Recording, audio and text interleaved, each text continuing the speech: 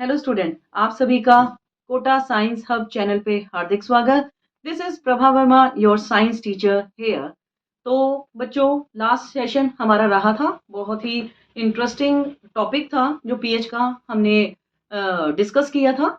तो आज मैं न्यू टॉपिक पर आ रही हूँ, that is more about salt. इससे पहले चैनल को लाइक शेयर सब्सक्राइब करना ना भूलें और दूसरे बच्चों को भी इसके बारे में आप ज़्यादा से ज़्यादा जानकारी देंगे। So first is the baking soda. तो बेकिंग मतलब बेक करना, किसी चीज को पकाने के लिए एक टाइप का केमिकल जो यूज किया जाता है उसे हम कहते हैं बेकिंग सोडा। तो नॉर्मल, अभी मैं इसका नॉर्मल यूज बता रही हूँ, आगे मैं थोड़ा सा यूज इसका और डिटेल में हम जाएंगे। यूजेस क्या है बेटा? In kitchen it is used for making tasty crispy pakoras. बिल्कुल, खाने पीने के हम सभी शौकीन रहते हैं, तो उसके लिए आप देखते हो कि एक पर्टिकुलर फ्लेवर है, वो चीज जो हम बना रहे हैं जहाँ पे उसको क्रंची होना जरूरी है, क्रिस्पी होना जरूरी है, उसके लिए हम कुछ केमिकल उसमें ऐड करते हैं, जिसे आप बेकिंग सोडा कहते हैं। Fine. It is also added for faster cooking. Faster cooking के लिए भी जो है बेकिंग सोडा को यूज किया जाता है।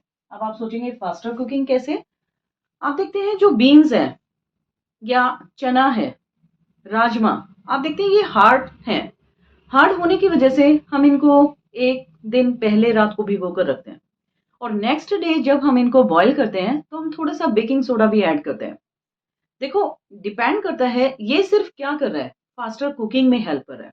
अदरवाइज कई बार हम ये भी सोचते हैं कि नहीं ऐड करना, लेकिन वो चीज थोड़ा सा टाइम ले लेती है, और जस्ट बेकिंग सोडा के ऐड होते ही कम टाइम में वो चीज थोड़ा सा जल्दी तैयार हो जाती है।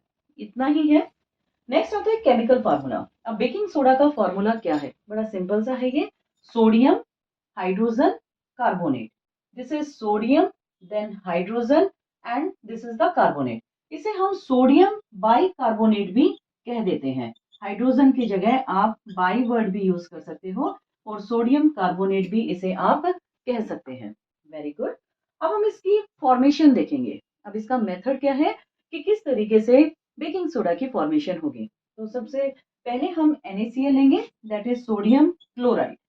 बड़ा सिंपल है, ये भी कॉमन साल्ट बोला जाता है, टेबल साल्ट है, रॉक साल्ट है। Water, CO2 and NH3, this is ammonia. तो कार्बन डाइऑक्साइड है आपका, वाटर है, और अमोनिया की प्रेजेंस में आपके दो कंपोनेंट्स यहाँ पे तैयार हुए हैं। One is NH4Cl, this is ammonium chloride, and NaHCO3, NaHCO3, sodium hydrogen carbonate. Alright. तो आप क्या देख रहे हैं बेटा कि आपने देखा बड़ा सिंपल से आपके केमिकल्स थे, रिएक्टेंट थे, जो फाइनली एक जो हमारा कंपाउंड है उसे वो तैयार करते हैं, that is baking soda. So more about baking soda. Baking soda during, अब देखो ये रिएक्शन कैसे करेगा ड्यूरिंग कुकिंग। जब ये हीटिंग यहाँ पर होगी, जब कुकिंग में हम बेकिंग सोडा को यूज कर रहे हैं और इसको हीट करते हैं, तब क्या होगा बेटा वो आप देखें।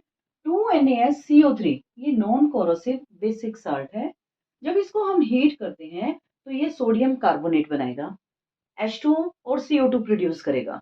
हो गया एक सिंपल, इसने यहाँ पे बनाया बेटा sodium carbonate, sodium carbonate. Alright. Water है और कार्बन डाइऑक्साइड है। ये तो हो गया एक सिंपल रिएक्शन ड्यूरिंग कुकिंग। अब थोड़े से और यूजेस देखते हैं। अब मैंने बताया ना, मैं आपको आगे भी थोड़े इसके यूजेस बताऊंगी। सिंपल यूजेस तो आपने देखा कि ये खाने को, या पकोड़ा है या कोई अदर चीजें हैं, उनको थोड़ा सा क्रिस्पी और क्रंची जो टेस्ट प्रोवाइड करता है। अब देखो क्या होगा फाइनली। NaCO3 बेकिंग सोडा है। जब आपने H पॉजिटिव के साथ ये रिएक्शन करेगा, मतलब when it is dissolve in water, तो ये H पॉजिटिव हमारा कहाँ से आया? वाटर से आया। It will produce CO2, H2O and sodium salt of acid. तो ये sodium salt of acid produce करेगा, CO2 और वाटर प्रोड्यूस करेगा। अब यहाँ पे बेसिक मैं आपको क्या बताना चाह रही हूँ, यहाँ पे जो ये CO2 प्रोड्यूस हुआ है, इसका मेन रोल है। और वो मेन रोल क्या है? इट कॉजेज ब्रेड और cake to rise, making them spongy and soft. ये क्या करता है? ब्रेड और केक को थोड़ा सा स्पंजी और सॉफ्ट बनाता है। आप देखते हैं ब्रेड हम खाते हैं या केक खाते हो, तो ऐसी चीजें क्या होती हैं? सॉफ्ट भी हैं और स्पंजी भी हैं। वो क्यों? क्योंकि CO2 प्रोड्यूस होता है, तो CO2 उस चीज को क्या कर रहा है, थोड़ा फ्लफी कर देता है, सॉफ्ट कर देता है, उसमें एरिएशन कॉज करता है, पोर्स क्रिएट हो जाते हैं जिसकी वजह से स्पंजीनेस आ जाता है।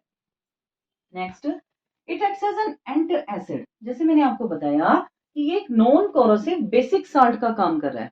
तो जब एसिडिटी हो जाती है, जैसे हमने इससे जो प्रीवियस सेशन था उसमें भी मैंने आपको बताया था कि किस तरीके से एसिडिटी हो जाता है, जहाँ पे हमने पीएच को अपनी एवरीडे लाइफ से कनेक्ट किया था। तो जब हमारे अंदर एसिड ज्यादा हो गया, तो नॉर्मल हम इनो ले रहे हैं, लेकिन ठीक है, मानो इनो भी नहीं है घर पे, तो कई बार हम बड़ा सिंपल सा करते हैं कि मीठा सोडा ले लो। मीठा सोडा मतलब बेकिंग सोडा ले लेते हैं, एंड इट गेट्स रिलीफ। तो ये थोड़ा सा रिलीफ हमें प्रोवाइड करता है। अब वो भी कैसे हुआ, ये भी देखो। ये एक एंटी एसिड का काम करता है, ये एसिड के अगेंस्ट काम करेगा, जो एक्सेस एसिड को न्यूट्रलाइज कर देता है हमारे स्टमक के अंदर। तो देखो, अब एक्सेस एसिड और बेस, एसिड और बेस क्या बना रहे हैं, एक साल्ट। वो साल्ट कैसा है, न्यूट्रल है, and also producing the water. तो वो क्या कर रहा है, अब नलीफाई कर रहा है, एक्सेस एसिड के इफेक्ट को नलीफाई कर देगा, एंड प्रोवाइड्स रिलीफ। और कुछ टाइम में ही हमें थोड़ा सा रिलीफ मिलता है, सुकून मिलता है। It is also used in soda acid fire extinguishers. तो ये क्या है, सोडा एसिड फायर एक्सटिंग्विशर, आग बुझाने में हेल्प कर रहा है। वो भी कैसे, सिंपल। ये CO2 जो है, CO2 क्या करेगा, ऑक्सीजन के कांटेक्ट को क्या कर रहा है, उसमें एक हिंडर पैदा कर रहा है, रुकावट पैदा कर रहा है। तो CO2 होगा तो वो आग जो होगी वो अपने आप बुझ जाएगी। ओके, तो आप देखो कि सिंपल, मतलब CO2 के रोल की वजह से खाने पीने की चीजें सॉफ्ट स्पंजी बनेंगी, और एक फायर एक्सटिंग्विशर के जैसे इसको यूज किया जाएगा। Now the next salt is washing soda. Washing soda formula क्या है बेटा, Na2CO3.10H2O। अब फॉर्मूला थोड़ा सा अलग है, सिंपल भी है, ऐसी कोई बात नहीं है, लेकिन अब आप ये देखेंगे ये 10H2O क्या है। तो देखते हैं, अब फॉर्मेशन की बात करेंगे। फॉर्मेशन कैसे होगा, सोडियम कार्बोनेट की जैसे ही हीटिंग होती है, ठीक है, 10H2O, तो ये क्या प्रोड्यूस करेगा बेटा, Na2CO3 10H2O, that is the washing soda.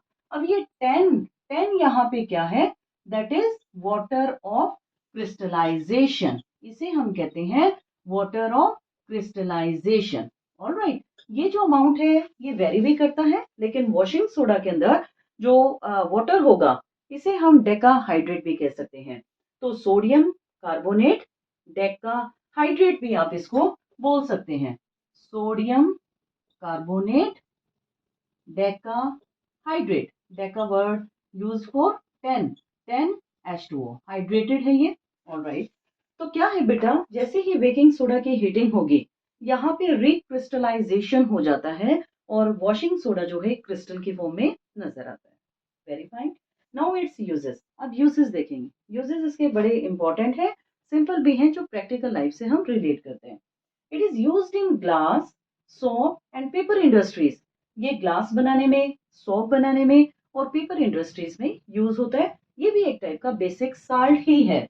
जैसे हमारा बेकिंग सोडा एक बेसिक साल्ट था, ऐसे वॉशिंग सोडा भी एक बेकिंग सोल्ट है। Now it is used for manufacturing of sodium compound. ये सोडियम कंपाउंड्स को बनाने में भी यूज होता है, लाइक बोरेक्स। तो बोरेक्स जैसे कंपाउंड को ये बनाने में हेल्प करता है। It is a cleaning agent used for domestic purpose. अब क्लिनजिंग एजेंट है, क्लीनिंग एजेंट है, डोमेस्टिक पर्पस मतलब जैसे हम कहते हैं कि कपड़े की वॉशिंग करनी है, कपड़ों को वॉश करने के लिए या क्लीनिंग के लिए जो है वॉशिंग सोडा यूज किया जाता है।